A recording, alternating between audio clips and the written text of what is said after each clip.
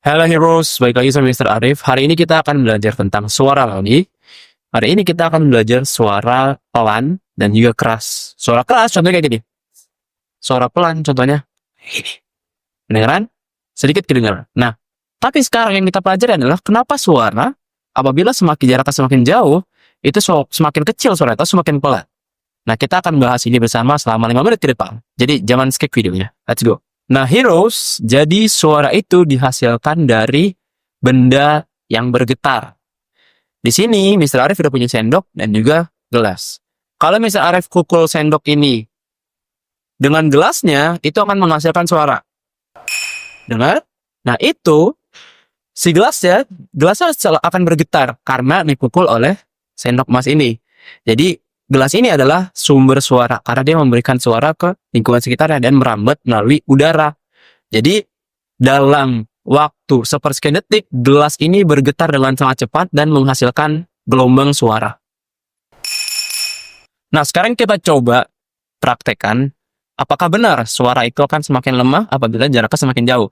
Sekarang dari jarak sini, kurang lebih dari Mr. Arif dengan kamera adalah sekitar 1,5 meter. Kita coba pukul gelasnya pakai sendok. Dengar suaranya? Kalian coba bandingkan apabila Mr. Arif bergerak sampai jerapah tadi. Stop. Bisa kalian dengar perbedaannya? Jadi, suara itu merambat melalui udara. Kenapa suara yang sumber suaranya lebih jauh itu semakin kecil? Karena suaranya itu menyebar ke segala arah, sehingga apa yang sampai di telinga kita atau sampai di telinga pendengarnya itu akan semakin lemah. Jadinya suaranya akan terdengar lebih kecil gitu. Makanya kalau lebih dekat dengan sumber suara, suara akan lebih besar. Sementara kalau kita jauh dari sumber suara, suaranya akan semakin lemah. Nah, di sekitar kita juga sama teman-teman. Jadi, suara yang kita dengar itu akan semakin kecil atau semakin lemah apabila jaraknya semakin jauh. Contohnya, kalau kalian bermain sama teman-teman kalian, terus ada yang bilang halo dengan jarak 1 meter, itu akan lebih jelas dibandingkan teman kalian yang memanggil dari jarak sangat jauh, misalnya 10 meter atau 20 meter. Itu akan sulit untuk terdengar bagi kalian, ataupun mereka harus berbicara lebih keras supaya kalian bisa mendengar.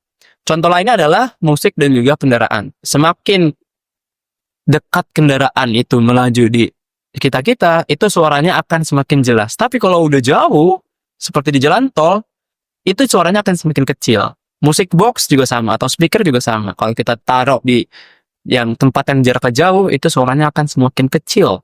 Bukan karena volume kita kecil, tapi karena memang jaraknya lebih jauh. Jadi, kita tahu sekarang jarak itu mempengaruhi besar atau kecilnya, kuat atau lemahnya suara. Oke, sekarang kita harus ingat apa yang udah kita pelajari hari ini. Jadi, suara itu dihasilkan dari benda yang bergetar.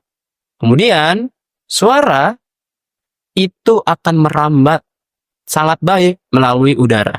Mereka bisa merambat melalui udara, benda padat, ataupun benda cair. Tapi yang terbaik, yang paling baik untuk suara merambat adalah udara. Yang ketiga adalah, semakin dekat kita dengan sumber suara, itu suaranya akan semakin kuat. Tapi, apabila kita semakin jauh dari sumber suara, itu suaranya akan semakin lemah. Jadi kalian ingat, 3 poin utama tadi, oke? Oke, terima kasih Hero sudah nonton video hari ini. Sekarang kalian udah tahu kalau suara itu semakin jauh jaraknya, itu akan semakin lemah kekuatan suaranya. Coba kalian coba di rumah sama mama atau papa kalian, atau kakak kalian, atau adik kalian.